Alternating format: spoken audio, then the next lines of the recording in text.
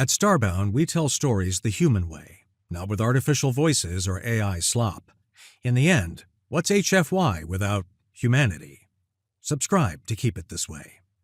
My name's General G. Let's begin. When the leading scientists of the galactic community concluded that FTL travel was impossible, living surveillance teams became a necessity. Their ships accelerated to speeds approaching that of light, traveling back and forth in constant vigil over selected planets. Captain Zill's vessel was the first assigned a cyclical route that included Earth, and he was very vocal in sharing his thoughts about the natives with his crewmate. "Those primates, those humans," Zill said, his voice serious enough to convey the weight of inevitable tragedy. "They have perhaps 6 months left to live. There are so few of them. I say they all will perish in the next cold season." He spoke from the viewport, Earth still visible on the horizon as a pale blue sphere growing smaller by the moment. His numerous blue-head tentacles moved erratically, tasting the chemicals in the air with their sensitive membranes, somehow avoiding getting in front of his yellow eyes despite their agitated state. Those eyes remained fixed on the human planet, unblinking in the way his species did when experiencing profound emotion. A very deep sadness settled into Zill's chest cavity, the organ there contracting in a certain pattern that spoke of grief. Their ship was unable to slow down, could not stop to help those sapiens who had been so desperately unlucky to have evolved on a planet like that. The laws of physics were cruel. Their vessel had taken decades to accelerate to its current velocity, approaching the speed of light itself. To decelerate would require just as long, and by then, those humans would be long gone, frozen corpses on a world entering a very cold season. The mathematics were inescapable. The humans had perhaps 6 of their months, maybe a full rotation around their star if they were exceptionally fortunate.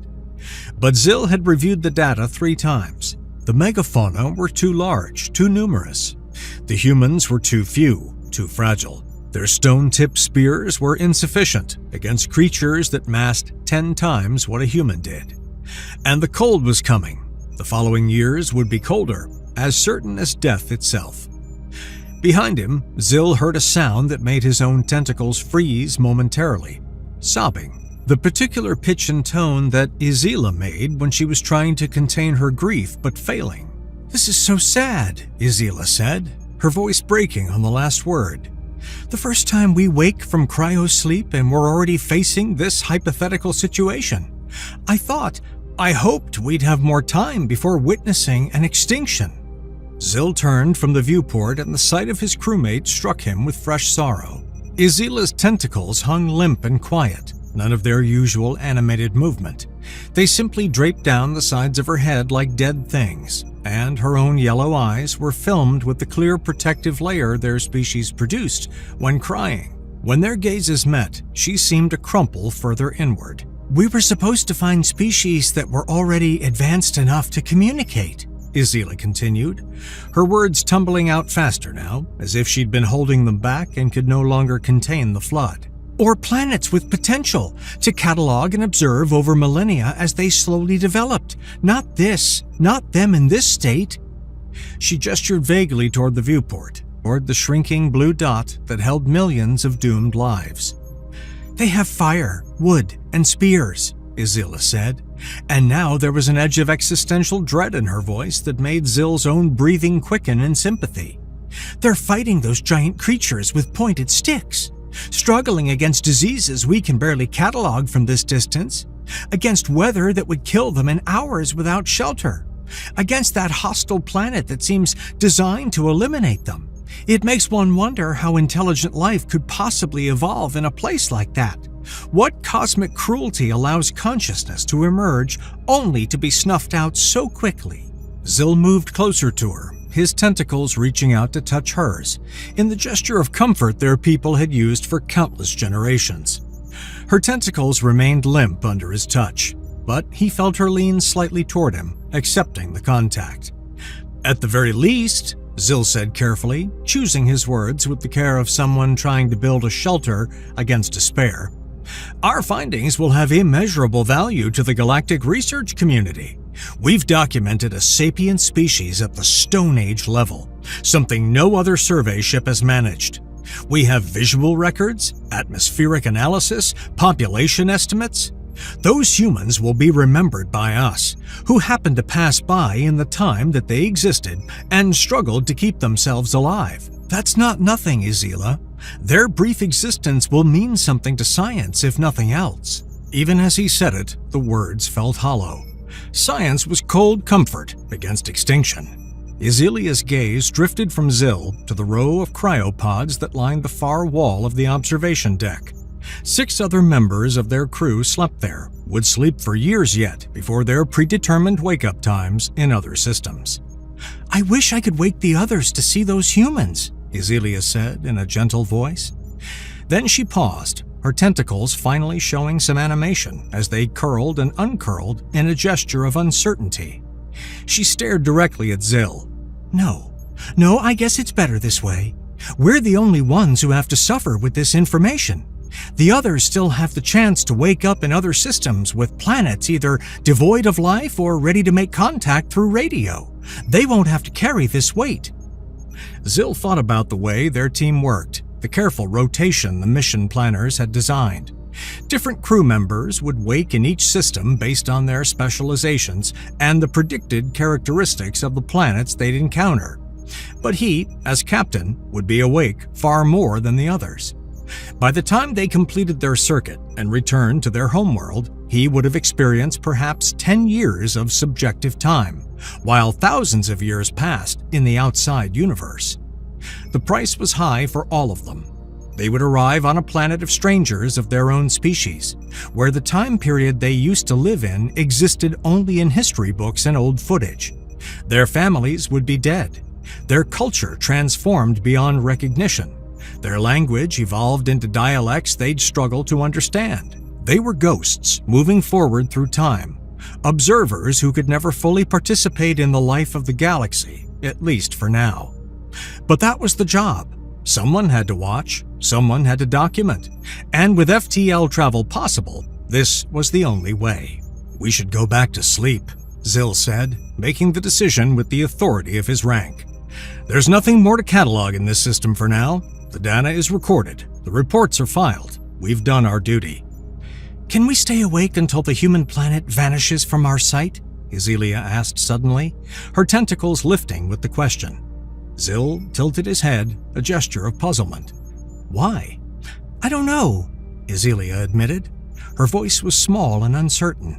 I feel like we should, like we owe them that much, to witness them for as long as we can." It was irrational, it served no scientific purpose, it would drain their limited awake time reserves for no practical gain. But Zil found himself agreeing anyway, accepting her request with a simple nod. They took seats together near the viewport, settling into the observation chairs that would support them for hours.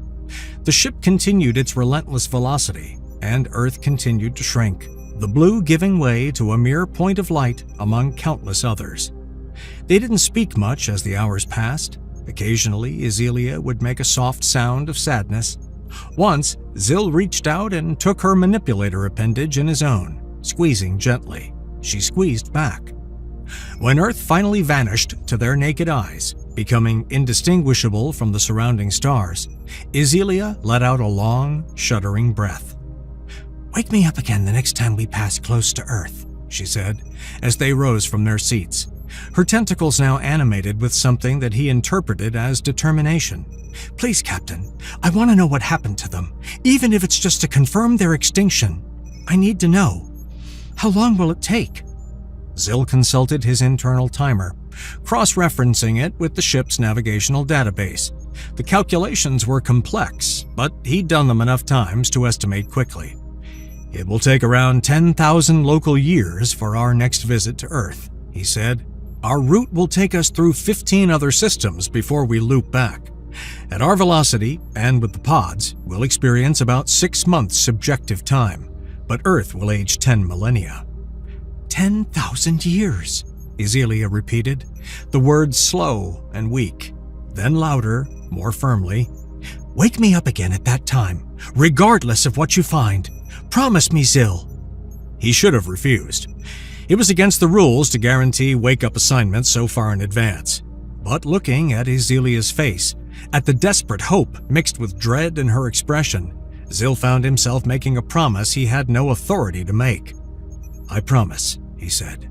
"I'll wake you up. We'll see what became of the humans together." Ezelia seemed genuinely happy at his promise, her tentacles performing a little dance of gratitude and relief. Together, they walked to their cryopods, the familiar routine of preparing for long sleep settling over them like a comfortable blanket. As the pods closed around him and the chemical fog began to fill the chamber, Zil's last conscious thought was a small, irrational hope that somehow, impossibly, those humans might surprise them all. Then the darkness took him, and 10,000 years began to pass. Zil woke up. The transition was instantaneous, as it always was. One moment, nothing. The next, full consciousness, his mind immediately alert, his sensory organs drinking in information. Something in his memory kicked in immediately, a flag the AI must have set. The display above his pod showed the current system, and Zil's heart skipped a beat as he recognized it. The blue planet, third from its star. The moon that was bigger than any moon had the right to be, probably the result of some ancient catastrophic collision that had nearly destroyed the planet before life had even begun there. Earth. Memory flooded his mind with vivid clarity despite the 10,000 years that had passed for the universe outside his pod. He remembered the humans, the desperate, doomed humans with their spears and their fires and their impossible struggle against a world that wanted them dead. He remembered Ezelia's tears. He remembered his promise. His breathing came faster, the excitement and dread mixing in his chest like colliding chemical reactions. Zil left his pod quickly, his limbs remembering the movements even after subjective months of disuse. He moved to the control panel and quickly overrode the autonomous system that would wake someone at random according to the predetermined schedule. Using one of his few special permission tokens, the kind captains were given for emergencies or extraordinary circumstances, he specified Ezelia's pod. The ship acknowledged the command through the main screen. Across the chamber, Ezelia's cryopod began its wake-up sequence. Zil walked up to her pod, watching through the transparent upper section as the process completed. She was already awake, her eyes open, her tentacles moving in the confused pattern of someone reading unexpected information on their pod's internal display. The pod opened with a long hiss, and he felt the cold from inside. "Don't tell me we're back at..." Ezelia began, her voice rough from disuse but gaining strength with each word. "Earth," Zil finished for her, unable to keep the emotion from his own voice. "I made sure we would be together to investigate what happened to those unfortunate sapiens. I promised you." Ezelia paused for just a moment, her tentacles going still as she processed this. Then, with sudden energy that surprised Zil, she practically leaped from her pod, her limbs steady despite the long sleep. She was already moving toward the observation station before Zil could say another word, her body language radiating excitement as if she had become a child again. The ship, anticipating their needs, was already preparing all sensors for optimal data collection when they would be the closest to the planet. Earth was still distant, but approaching rapidly at their tremendous velocity. Zil stared at Ezelia for a moment, studying her. He noticed the subtle movement of her tentacles, the way their tips were a little more agitated than mere curiosity would explain. There was hope there, dangerous, fragile hope. "Are you hoping those humans have survived?" Zil asked carefully, moving to stand beside her at the observation station. "Ezelia, you must be careful. Misplaced hope is the recipe for a broken heart and frustration. The odds were so very much against them." "I just wonder what they might be like now," Ezelia said, her manipulator appendages already reaching for the controls, bringing up preliminary scans. "Just imagine if they had survived. 10,000 years is enough time for them to have figured out agriculture, perhaps even writing if they were one of those quick species. Maybe they developed basic mathematics, simple tools beyond stone. Maybe...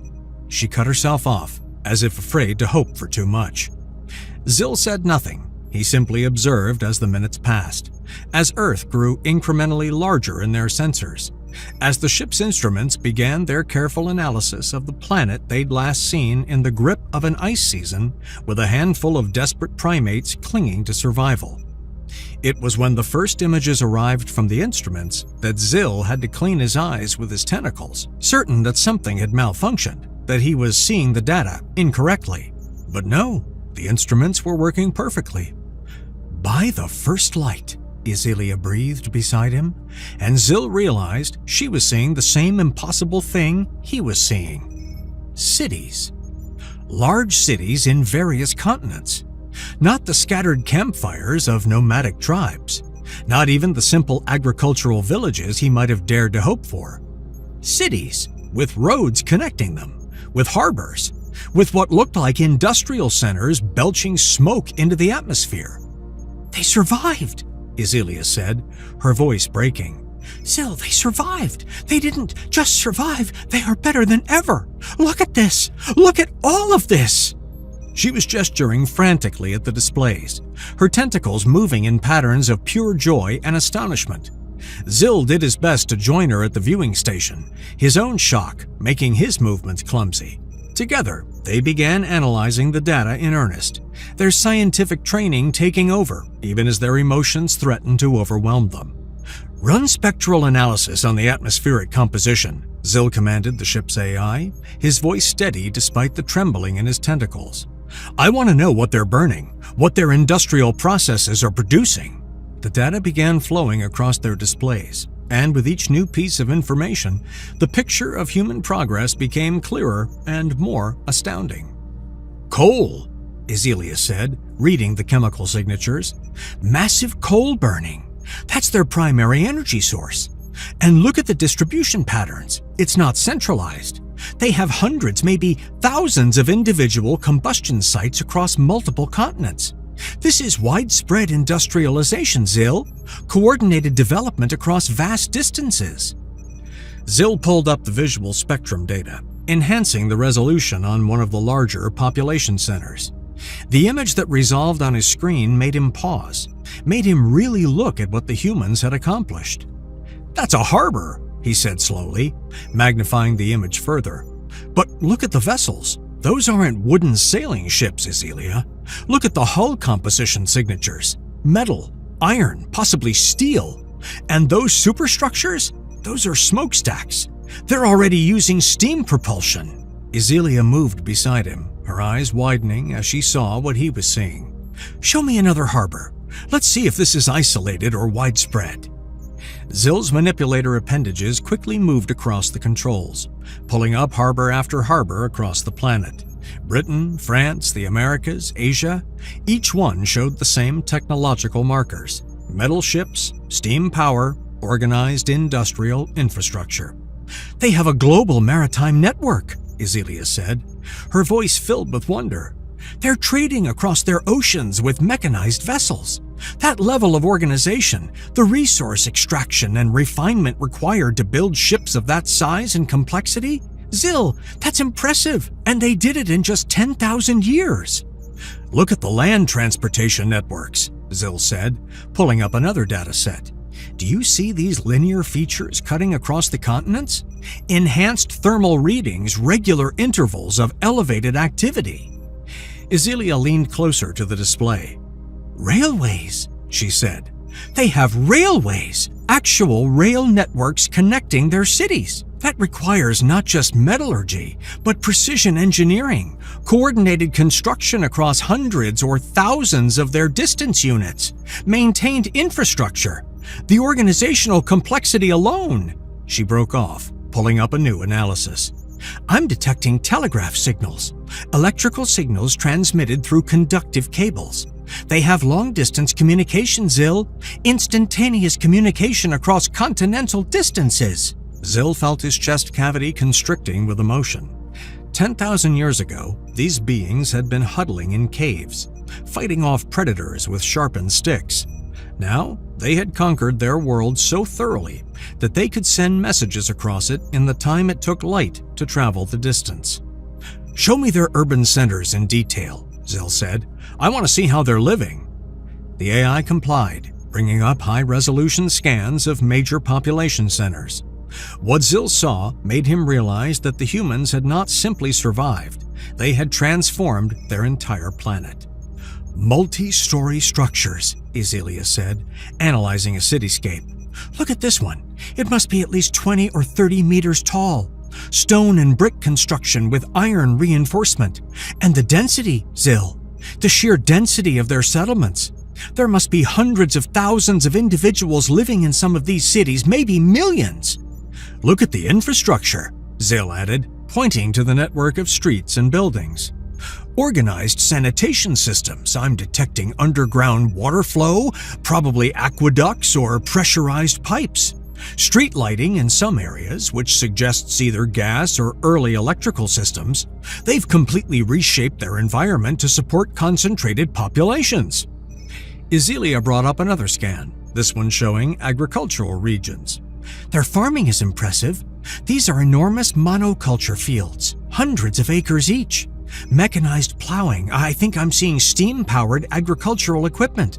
They're producing food surplus on a scale that could support massive non-agricultural populations. That's how they're sustaining those cities." "Yes, and their resource extraction," Zil said, feeling almost overwhelmed by the data. "I'm detecting deep mining operations, quarries, logging operations that span entire forest regions. They're extracting raw materials on an industrial scale and processing them in dedicated facilities. I'm utterly impressed." Isilia pulled up a chemical analysis of the atmosphere. "Not everything is good. I'm detecting increased carbon dioxide levels. They're actually changing their planet's atmospheric composition through their activities. That's the kind of impact that usually takes geological timescales or catastrophic events. They're doing it in mere millennia." "Let's hope it's just a temporary stage. Burning things for energy is the signature of a species that has achieved complete dominance over their environment, after all," Zil said quietly. "Nothing on that planet can threaten them anymore. They're not prey. They're not struggling for survival. They're the apex of everything." "Wait," Isilia said suddenly, her tentacles going rigid in her excitement. "Zil, run an electromagnetic spectrum analysis. Full range, especially in the radio frequencies." Zil understood immediately what she was looking for. He ran the analysis, his heart racing as he waited for the results. The data came back, and while there were no artificial radio transmissions yet, the indicators were there. "They're close," Zil said, studying the readings. "They have electrical infrastructure, telegraph networks. The theoretical knowledge is probably already there or will be within a generation. They're on the verge of radio, Isilia, maybe a few decades at most in their timescale." "Which means when we return," Isilia said, her voice trembling with excitement, "in another 10,000 years, they'll be able to hear us. They'll be able to respond. This will be a first contact scenario." Zil nodded slowly, the implications washing over him. "The AI will wake the entire crew for that. All of us together, witnessing humanity's entry into the galactic community." They stood in silence for a moment, both of them processing the magnitude of what they were witnessing. A species they had mourned as doomed had not only survived, but had leapfrogged through technological ages at a pace that seemed almost impossible. "How did they do it?" Isilia asked softly. "How did they go from stone spears to steam engines in 10,000 years? Most species take 50,000, sometimes 100,000 years to make that journey. Some never make it at all." Zil had been wondering the same thing. He pulled up the historical climate data, comparing it to the recordings from their last visit. "The Ice Age ended," he said, studying the data. "About 1,000 years after our last visit, the planet warmed again. The megafauna must have died off, either from climate change or from human hunting pressure. With their primary food source gone, the humans had to adapt or die. They were forced to experiment, develop, and build." "But even so," Isilia protested, "that's extraordinary. That suggests a species with remarkable ability to change, incredible capacity for innovation, and possibly a tendency toward rapid cultural evolution. Zill brought up some of the closer scans of the human settlements, zooming in on individual structures. Through the advanced sensors, he could make out details of human life, markets filled with goods, construction projects in progress, what looked like educational institutions and centers of learning. Yes, they're social on a massive scale, Zill observed. Look at how they cooperate. Those construction projects require hundreds of individuals working in coordination. Izilia was scanning through what appeared to be a library or university. They're preserving knowledge, passing it down through generations. Each generation building on what the last one learned. That's the key, Zill. They are doing the same thing our species once did. And they're competitive, Zill added, noting the distinct regional variations in technology and organization. Different human groups are developing slightly different solutions to the same problems, then sharing or copying successful innovations. Izilia pulled back to a planetary view, looking at Earth as a whole. The blue sphere was filled with the evidence of human activity. Shipping lanes across the oceans, railways across the continents, cities glowing with the heat of industry and concentrated population. We thought we were watching them die, Izilia said, her voice thick with emotion. We mourned them, and all this time they were fighting and building. They were becoming this. They're going to reach the stars, Zill said with sudden certainty. Maybe not in the next 10,000 years, but eventually. A species with this much drive, this much innovation, they won't stay on their planet forever. Do you think they'll remember? Izilia asked. Their time with the spears and the ice and the struggle. Or will they have forgotten by the time we return? Or perhaps they've already forgotten it by now. Zill thought about that, looking at the evidence of human civilization spread before them. I think they'll remember. A species that builds like this, that preserves knowledge like this, they'll have records. Maybe not perfect ones, but they'll know their own history. They'll know they survived something. The ship was beginning to move past optimal scanning range, Earth starting to recede again in their trajectory. They had perhaps another hour before the planet would be too far for detailed analysis. We have to try to contact them, Izilia said suddenly, moving toward the communication station. Izilia, Zill said gently, but she was already shaking her head. I know they can't hear us yet, she said. I know the transmission will be lost, that they don't have the technology to receive it. But Zill, I have to try. I have to tell them, even if it's just for us, for our own need to speak to them. Please. Zill looked at his crewmate, at the hope and joy and desperate need in her expression, and he found himself nodding. Go ahead, he said. Tell them what you need to tell them. Izilia opened the communications channel, setting it to broadcast on multiple frequencies, repeating continuously until they were out of range. Then she began to speak. Humans of Earth, Izilia said, her voice warm and full of emotion. We don't know if you can hear this. We don't know if you'll ever hear this. But we saw you before. 10,000 of your years ago, we passed your planet when you were fighting for survival with simple tools and brave hearts. We thought you would die. We were so certain you would die. And we are so happy to have been wrong. Her tentacles were moving constantly now, expressing emotions that her voice couldn't fully convey. It seems you've conquered your world, Izilia continued. You're on a great path to success. You have cities, industry, civilization. You've become the dominant species on your planet. We don't know how much of your history you've been able to recover, how much you remember of those early days. But we can guarantee that your ancestors fought bravely to survive a planet that was not exactly welcoming. They faced creatures that could kill them with a single blow. They faced cold that could freeze them in hours. They faced disease and hunger and 1,000 other threats, and they persevered. You are here because they refused to give up. Zill watched as Izilia poured her heart into the transmission, knowing it would never be heard, but unable to stop herself from trying. He understood. He felt the same need. It's unfortunate, Izilia said, her voice catching. that every single human alive right now will be dead when we return in the future. You live such short lives. You burn so quickly and so bright. But we're certain that your species will survive. You've proven that you're survivors.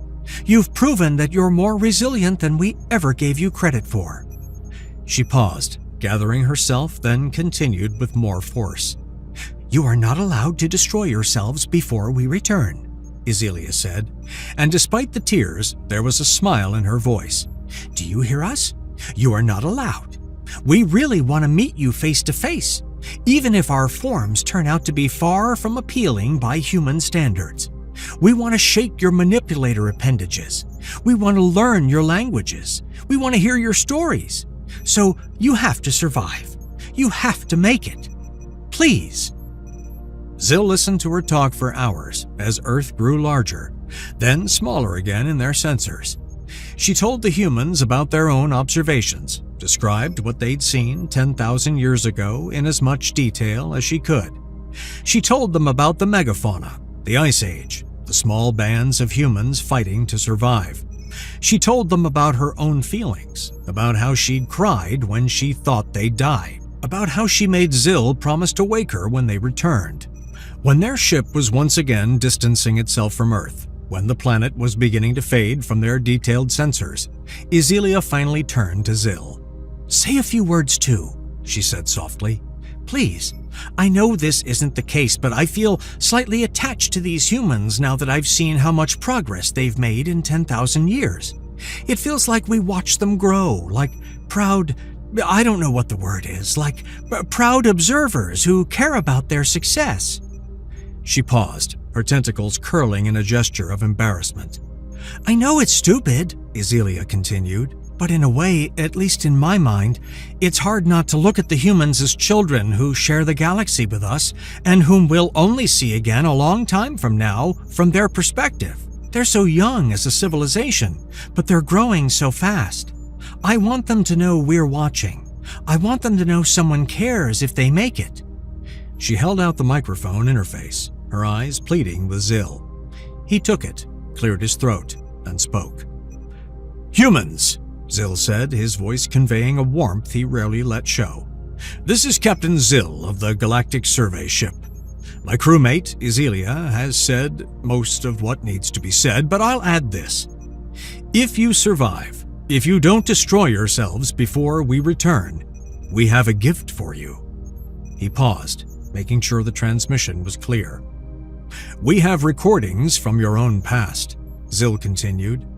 "Actual visual and sensor data from 10,000 years ago, from when your ancestors fought those giant creatures with spears. We have atmospheric readings, population estimates, geographical data from before your civilizations reshaped the continents. Having such accurate data from your own history is a privilege not many species have. Most lose their past to time and degraded records. But we can give you yours back, pristine and detailed. All you have to do is survive long enough for us to return. So please, survive. We'll see you in another 10,000 years." Zill ended the transmission, knowing it had been futile but not regretting it. Ezelia was smiling at him, her tentacles performing a dance of gratitude. "Thank you," she said simply. "Will you make me promise again to wake you next time?" Zill asked, a hint of humor in his voice. "No need," Ezelia said. "Everyone will wake up next time, won't they? The AI will recognize the first contact scenario. A species with radio capability ready for communication. We'll all be awake." "Yes," Zill confirmed. "All of us. It will be the highlight of the mission." "I can't wait," Ezelia said, her voice filled with genuine excitement. "I know we have to survey the next planets in our route first, but I can't wait for that to pass, so we can return and hopefully meet the humans properly." They walked together to their cryopods, the routine familiar now. As Zill settled into his pod, as the fog began to fill the chamber once again, his last thought before the darkness took him was simple and full of hope. He couldn't wait to meet the humans. The pod sealed, and 10,000 more years began their patient march forward.